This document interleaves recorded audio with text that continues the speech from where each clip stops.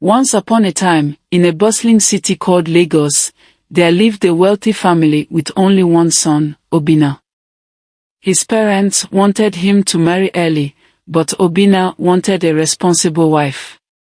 So, he decided to disguise himself and move to a nearby village to live as a poor man, hoping to find a good woman to marry. Lagos was known for its flashy lifestyle, making it hard to find a decent woman. When Obinna told his parents about his plan, they were against it. They couldn't imagine their son, the heir to a large fortune, living in a poor village like a lowly man. But Obinna convinced them. He told them that everyone in Lagos knew him, and any woman would pretend to be nice just to win his heart. His parents finally agreed but gave him only 2 years to find a bride. If he didn't, they would choose a wife for him. For a month, Obinna let his hair grow wild and wore old clothes to look poor.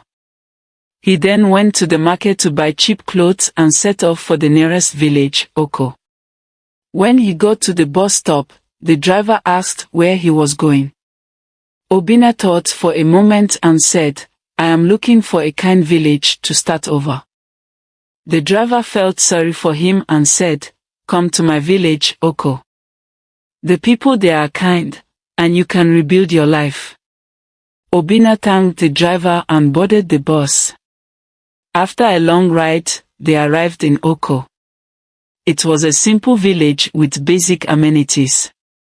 The driver took Obinna to his home and introduced him to his wife and children. They welcomed him warmly and gave him a small room to stay in. The next day, Obinna began his search for a responsible wife.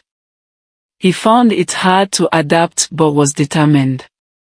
Obinna got a job at the market, pushing a wheelbarrow and carrying goods for people. Many people treated him badly because of his appearance. After a year and 6 months, Obinna felt like giving up. He decided to accept whoever his parents chose for him. The driver suggested that Obinna try another market in a different part of the village.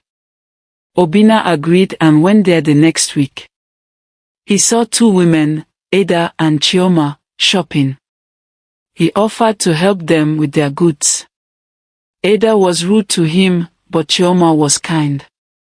Obinna carried their purchases to their home. Ada went inside, leaving Chioma to do all the work. Obinna asked Chioma why her sister was rude. Chioma explained that Ada was her stepsister and that she had to obey her. After their talk, Ada threw money at Obinna, treating him like a beggar. Chioma apologized for her sister's behavior.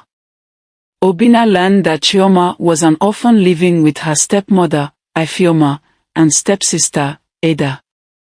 Chioma was treated like a servant, doing all the cooking and cleaning. Despite Ada being more beautiful, Obinna fell in love with Chioma's kind personality. The next day, he asked the driver's wife about Chioma.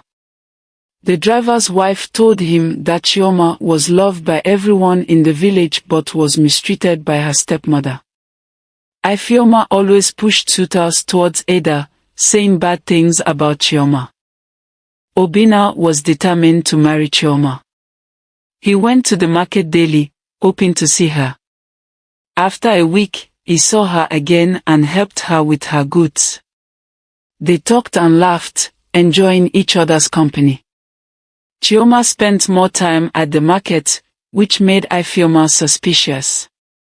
One day, Ifeoma sent Ada to follow Chioma.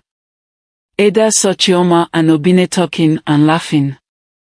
When Obinna confessed his love to Chioma, she was surprised. "You don't know me," she protested. "I know you are kind and generous, and I want to marry you," Obinna said.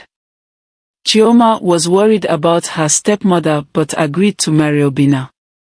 Ada, who had been watching, laughed and ran home to tell Ifeoma. When Chioma and Obinna arrived, Ifeoma slapped Chioma and made her kneel in the sun. Obinna was angry and told Ifeoma he wanted to marry Chioma. Ifeoma laughed at him, calling him a poor fool. Obinna asked for a list of what he needed to marry Chioma. Ifeoma gave him a list of expensive items, thinking he could never afford them. Obinna took the list and promised to return in a week. Obinna went back to Lagos with the driver. At the motor park, he asked to be taken to a big company.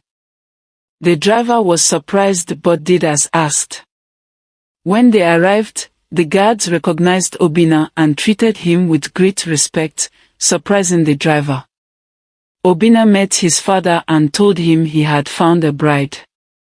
His father was happy, but his mother was disappointed as she had someone else in mind for him.